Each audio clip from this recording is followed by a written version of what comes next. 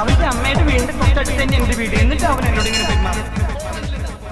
അങ്ങനെ Pushpa 2 the rule. അപ്പൊ ഒന്നത്തെ പരിപാടി നിർത്തി ചുടാൻ വേണ്ടി പോകണം. എന്തിനാണ് ഈ സിനിമ എടുത്തത്? എനിക്ക് സുകുമാർ അണ്ണന്റെ അടുത്താണ് ഞാൻ ചോദിക്കുന്നത്. നീ എന്ത് തേങ്ങയാണ് പറയുന്നേ? എനിക്കൊന്നും മനസ്സിലാവുന്നില്ല. അതിന് മാമൻ പാസം, മരുമോൾ പാസം, കൊല്ലുന്നതിന് പകരം നീ എന്നെ ഒറ്റയടിക്കുന്നു കൊല്ലടാ.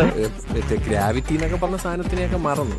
ഇവിടെ ജാതകം രണ്ടാം ഭാഗം ദ റൂളിന്റെ ട്രെയിലർ വന്നിരിക്കുക.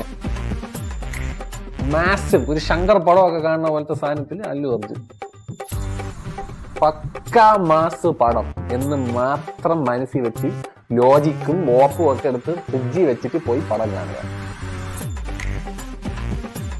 ഒരുത്തന്നെ തോളി വെച്ചുകൊണ്ട് ഇങ്ങനെ ചാടുക, എന്നിട്ട് അവനിങ്ങനെ എറിയുന്നു.